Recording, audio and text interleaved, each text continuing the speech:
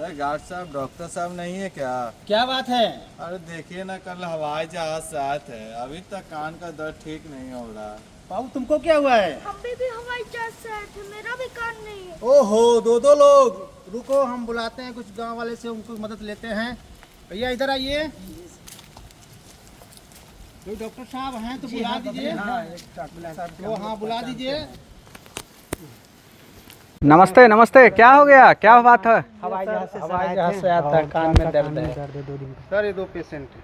अरे तो ये पीएचसी में शनिवार को 1 बजे थोड़े कोई डॉक्टर मिलेगा। क्या हो रहा है आपको? सर कल हवाई जहाज से आए थे? अच्छा गार्ड जी बताए, आपको भी वही प्रॉब्लम है? हाँ बहुत ज़्यादा दर्द कर रहा है? हाँ, बहुत ज्यादा दर्द कर रहा है। अब देखिए, यहाँ पर मैं आपको सिर्फ जानकारी आप लोगों को दे सकता हूँ कि हवाई जहाज़ के दौरान कान में दर्द क्यों होता है और दर्द से कैसे बचा जा सकता है।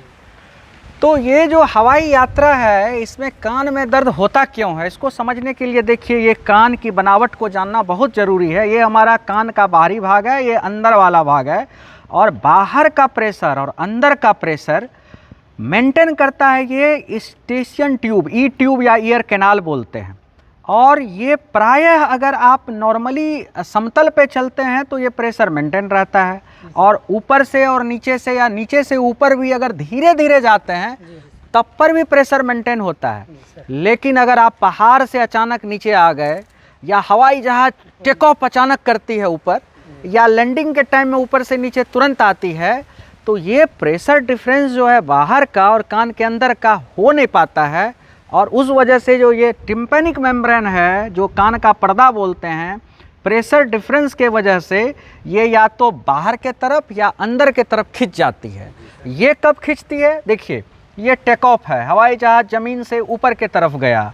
तो जब हवाई जहाज़ ज़मीन से ऊपर के तरफ जाती है तो कान के बाहर वाला प्रेशर कम हो जाता है और अंदर वाला प्रेशर ज़्यादा हो जाता है, और इस प्रेशर डिफरेंस से फिर ये कान के पर्दे का खिंचाव हो जाता है। जस्ट इसका उल्टा, अगर लैंडिंग के टाइम में, यानी कि आसमान से अगर हवाई जहाज़ ज़मीन पर लैंड कर रही है तो बाहर का प्रेशर ज़्यादा हो गया और कान के अंदर का प्रेशर कम हो गया।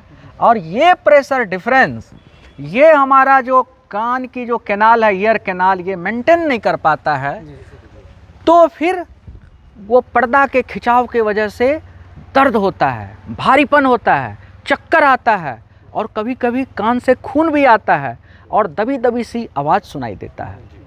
और ये ज़्यादातर कब होता है? अगर लोग फ्लाई के दौरान कोल्ड से ग्रसित है, कफ से ग्रसित है, साइनोसाइटिस है, क्योंकि इन प्रॉब्लम में स्टेशन ट्यूब ब्लॉक्ड हो जाता है और प्रेशर को इक्वल नहीं कर पाता है। तो सारी समस्या जो मैं आपको बताया, कान का दर्द होना, खिंचाव होना, खून का बहना, और जैसे अभी ये जो आपका दर्द है, और ये बच्चे को जो देखिए इस तरह के जो समस्या मैक्सिमम लोग को फ्लाई के दौरान होता है, तो मैं आप लोगों को कुछ टिप्स बताऊंगा कि कैसे इससे बचा जाए। तो पहला तो मैं कहूँगा कि अगर आपको इस तरह की सर्दी जुकाम हो तो फ्लाइट ना लें। अगर ज़रूरी हो तो फ्लाई करने से पहले भाप लेना प्रारंभ करें। एंटीहिस्टामिनिक सेट्रिजिन की टेबलेट है, ये लें। और नेजल ड्रॉप होता है, कान में 1-2 बूंद दवाई आती है जैसे कि जैलोमेटाजोलिन के नाम से, इसका अगर आप फ्लाई करने से पहले नाक में ले लेते हैं तो वो ई ट्यूब जो है खुल जाता है और कान का दर्द कम हो सकता है। और इससे भी ज़्यादा अहम है, मान लीजिए सर्दी खांसी नहीं है, तब पर भी कैसे आप अपने कान के दर्द से बच पाएँ, या अगर दर्द हो तो कम से कम हो, या फ्लाई के बाद जल्दी से ये दर्द ख़त्म हो जाए। इसके लिए आपको एक मंत्र बताना चाहूँगा। वो मंत्र बहुत आसान है, और वो तरीका क्या है कि way of voice call, video call, एक निमोनिक्स है। तो वे में देखिए WAY, way, and VC। W से है वाटर, पानी की घूंट लेते रहें। अवेक, आप टेक ऑफ और लैंडिंग के टाइम में जगे रहें, सोए नहीं। और यॉइंग करें, जमाई लें, इससे स्टेशन ट्यूब खुल जाता है।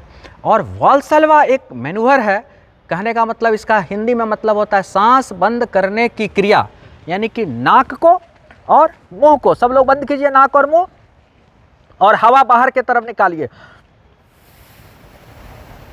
क्या हो रहा है? कान पे दबाव पड़ रहा है, तो वो आपका जो कान के बाद जो ई ट्यूब जो बताए वो खुल जाता है, इसी को वॉल्सल्वा मैनूवर बोलते हैं। और चिविंग गम, चिलगम जो होता है उसको लेकर के चबाते रहना है। और ये सारी प्रक्रिया सीट बेल्ट साइन ऑन रहते ही शुरू कर दें। और छोटे बच्चे को सूदर, जो दूध पीने वाला जो होता है, जो चूसता है बच्चा, वो दिया करें और बच्चे को जगा के रखें। ये नहीं कि टेक ऑफ लैंडिंग कर रहा है और बच्चे को सुला दें, उससे जो है ये कान का जो रास्ता है वो बंद होता है और दर्द बच्चे में ज़्यादा होता है। और इसको डायग्रामेटिक रिप्रेजेंटेशन के तौर पर आपको याद करने के लिए मैं बताना चाहूँगा कि बहुत आसान है। देखिए, पानी पीते रहें, डब्लू हो गया, अवेक रहें, जगे रहें, हाँ, यॉइंग करें, इस तरह से जमाई जो बोलते हैं। और वॉल्सल्वा मैनूवर देखिए, इस तरह से नाक और मुंह को बंद करके गाल फुला रहा है तो वॉल्सल्वा बोलते हैं। और चिविंग गम करें। तो अगर आप ये तरीका जब भी हवाई जहाज़ पर बैठें तो याद कीजिएगा ये मूल मंत्र। क्या मूल मंत्र बताया? WAVC, वीडियो कॉल का रास्ता, WAYVC।